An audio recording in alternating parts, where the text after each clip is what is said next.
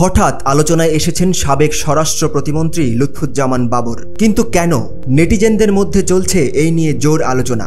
রাজনৈতিক বিশ্লেষকদের মতে, এতদিন যেই প্রতিবেশী রাষ্ট্রের ক্ষমতাসীনদের ইশারায় বাংলাদেশ কাঁপিয়েছে শেখ হাসিনা নেতৃত্বাধীন সরকার, সেই দেশটির বুকেই একসময় কাঁপন ধরিয়ে দিয়েছিলেন বাংলাদেশের এক ব্যক্তি।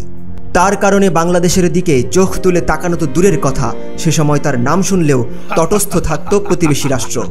বাংলাদেশের ইতিহাসের সবচেয়ে দুঃসাহসী সেই ব্যক্তিটি হলেন সাবেক স্বরাষ্ট্র প্রতিমন্ত্রী লুৎফুজ্জামান বাবর।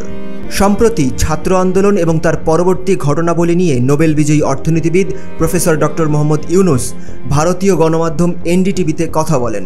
সে সময় ইউনুস বলেন, বাংলাদেশের চলমান অবস্থার নিয়ন্ত্রণ করা না গেলে তা প্রতিবেশী দেশ মিয়ানমার সহ ভারতের পশ্চিমবঙ্গ এমনকি সেভেন সিস্টার্স পর্যন্ত আগ্নেয়গিরির অগ্নুৎপাতের মতো ছড়িয়ে পড়তে পারে। অন্তর্বর্তী সরকারের ক্ষমতা নেয়ার ঠিক আগ মুহূর্তে তার এই কথা বেশ আলোচিত হয়।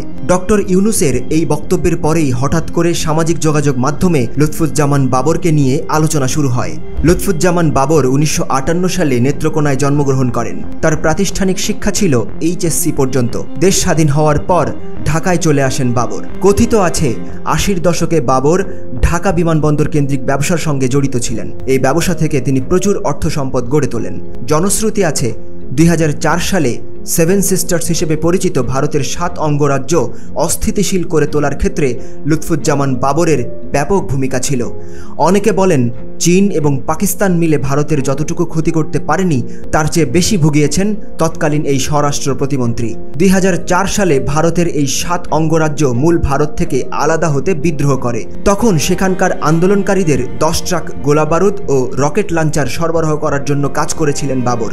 সেই অস্ত্র জায়গা মতো পৌঁছাতে পারলে সেভেন সিস্টার্স আজ আর ভারতের সঙ্গে থাকতো না বলে ধারণা করেন অনেকেই। তখন স্বাভাবিকভাবেই এই 7 অঞ্চলের শাসনভার বাংলাদেশের আয়ত্তে চলে আসতো বলে মনে করা হয়। কিন্তু শেষ পর্যন্ত সেটি সম্ভব হয়নি। ভারতের বিরুদ্ধে যুদ্ধের সহায়তা করার এই সাহস বাবর পেয়েছিলেন তার একচ্ছত্র ক্ষমতার কারণে। 2001 সালের নির্বাচনে বিএনপির দলীয় প্রার্থী হিসেবে নেত্রকোনা 4 আসন থেকে সাংসদ নির্বাচিত হন লুৎফুজ্জামান বাবর।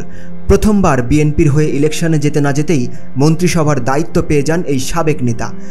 মাত্র 43 বছর বয়সে তিনি স্বরাষ্ট্র মন্ত্রণালয়ের প্রতিমন্ত্রী হয়ে যান। এর পেছনে বড় কারণ ছিল তৎকালীন প্রধানমন্ত্রী খালেদা জিয়ার পুত্র তারেক রহমানের সাথে তার বিশেষ ঘনিষ্ঠতা। 1991 সালে স্বতন্ত্র প্রার্থী হিসেবে প্রথমবার সংসদের সদস্যপদ লাভ করেন বাবর। এরপর 1996 সালে বিতর্কিত নির্বাচনে তিনি জয়লাভ করলেও নির্বাচন বাতিল হওয়ায় ক্ষমতা ভোগ করা হয়নি তার। 2001 সালে নির্বাচনে পুনরায় বিএনপির মনোনয়ন পাওয়ার আশায় তিনি তারেক রহমানের সাথে সখ্যতা গড়ে তোলেন। তৎকালীন প্রধানমন্ত্রী খালেদা জিয়াও তাকে মারাত্মক স্নেহ করতেন বলে জানা যায়।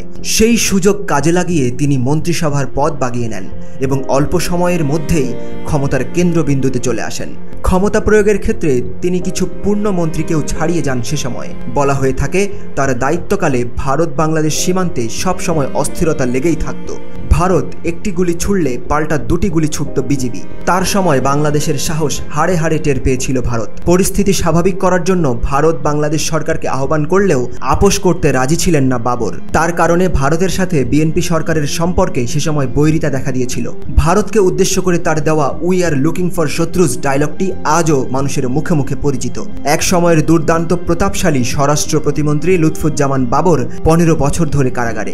2008 সালে আওয়ামী লীগ সরকার ক্ষমতায় আসলে তাকে একাধিক মামলায় আসামি হিসেবে অভিযুক্ত করা হয়। 21 আগস্ট গ্রেনেড হামলা মামলায় জড়িত থাকার দায়ে 2018 সালে তাকে মৃত্যুদণ্ড দেওয়া হয়। 2004 সালে ধরা পড়া 10 ট্রাক অস্ত্রের চালান মামলায়ও তাকে ফাঁসির দণ্ড দেওয়া হয়। তাকে সর্বশেষ জনসম্মুখে দেখা গেছে 2021 সালের অক্টোবরে দুদকের একটি মামলায় আদালতে হাজিরা দেওয়ার সময়। এখন তিনি কেরানীগঞ্জে অবস্থিত ঢাকা কেন্দ্রীয় কারাগারে তার ফাঁসির রায় চূড়ান্ত নিষ্পত্তির প্রহর গুনছেন।